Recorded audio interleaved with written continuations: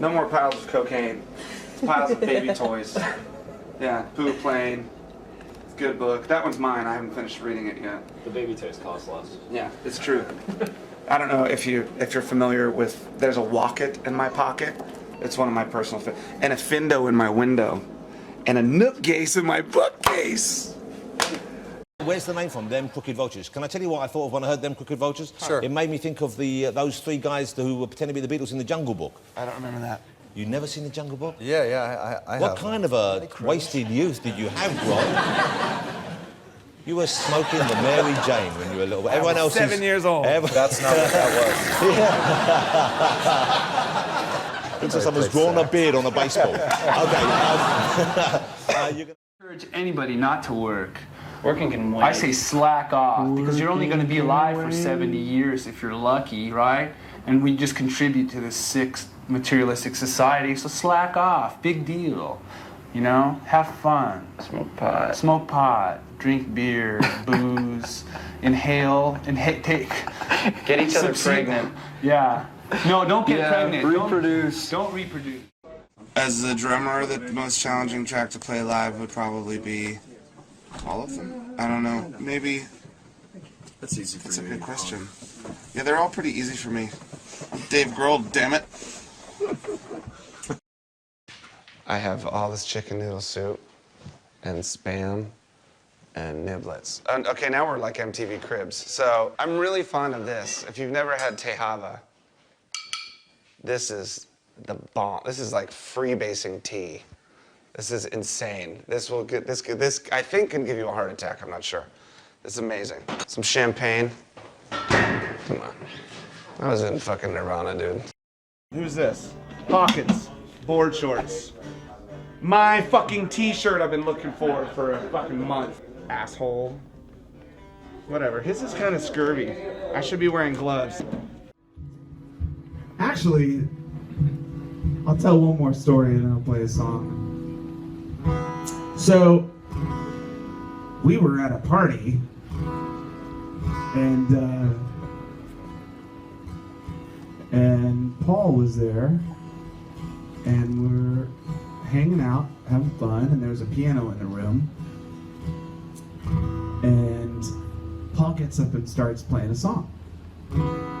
And amazing. By the way, just so you know, Paul McCartney is the baddest motherfucker in the world. I don't know if you know that already. He really is. You kind of forget that not only is he the coolest, but he's also the best. So he's cool, man. It's fun to hang out with. So he gets up on the piano, he starts playing the song on the piano. It was in the house, so it was in the living room. And it's blowing everyone's fucking mind. It's so cool. New song. Wow. New Paul song. Weird. And then he finishes the song, and everybody looks at me and they're like, "Go on, Dave, play a song." And I'm like, "Well, I don't know how to play piano." Like, I don't know what to do, man. I can't play fucking piano. And then I look around and all Paul McCartney's left-handed. So all the guitars are left-handed. I'm like, shit. God, I'm screwed. What do? And also I maybe smoked a little pot, so I was already challenged enough. And like, oh my God, what do I do right now? What's going on? And all of a sudden, Taylor Swift stands up. She's like, "I'll play a song." It's like, oh, thank God, Taylor Swift's here. Like fucking Batman when you need him. Wow.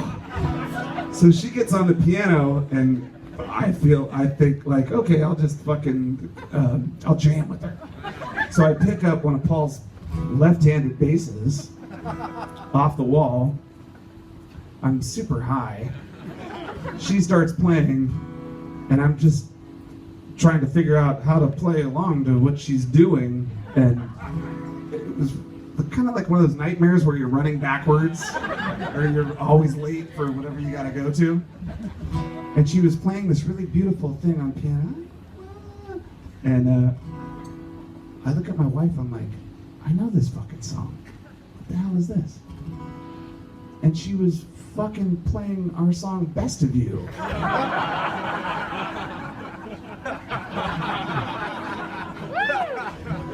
as if I weren't high enough.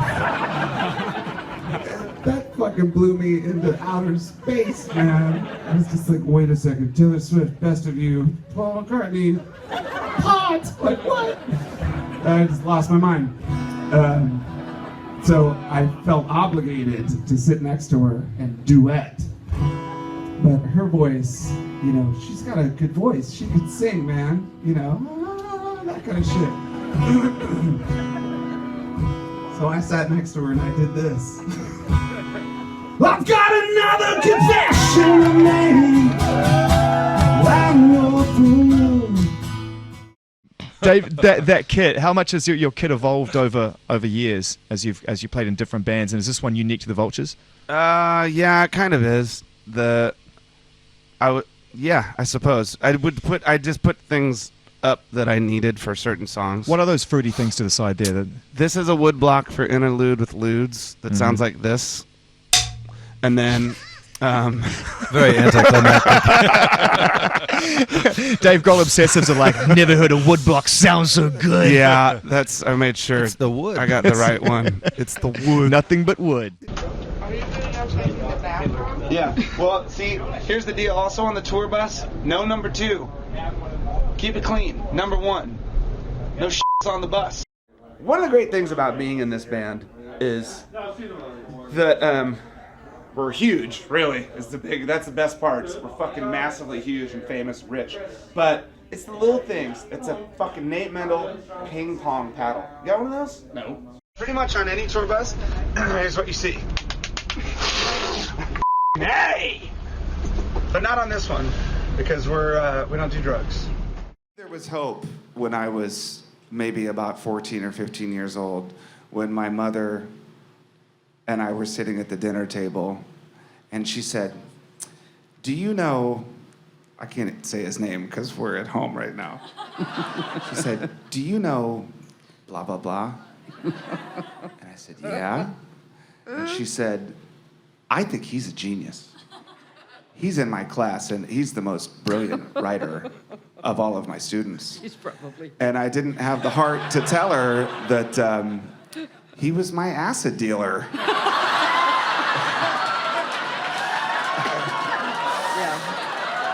I think I just told you that the other night in New York. I don't know if you knew that before. But I was like, oh my God, I have a chance. And overlooking this thing at all times is, I noticed. You know, okay, so this was not my doing, just so you know. Yeah, really? When we built this studio, I sort of imagined that I would have a big oak desk in an office, and that behind me I would have a photo of myself in a smoking jacket with a cognac and a Cigar. I think that look suits you. Well, thanks. The road crew commissioned that and put it in here without telling me, so it took me a good 45 minutes of working in here before I noticed what it was. I sort of turned around like... Well, let's see, is it... Yeah, it looks like, yeah. How long ago was that painted? Maybe 10 years ago. That's me, circa 2005.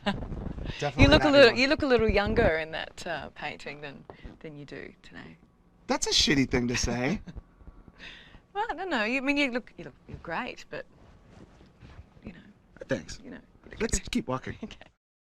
And I remember when we were doing it, Pat, our guitar player Pat, he goes, you know that every time we play this for the rest of our lives, people are going to throw that fucking candy at us every night, right? I was like, no, there's no way they'll do that. Sure as hell, the video comes out. First night of the tour in Denver, it's like, this song's called Big Me, and it was like riot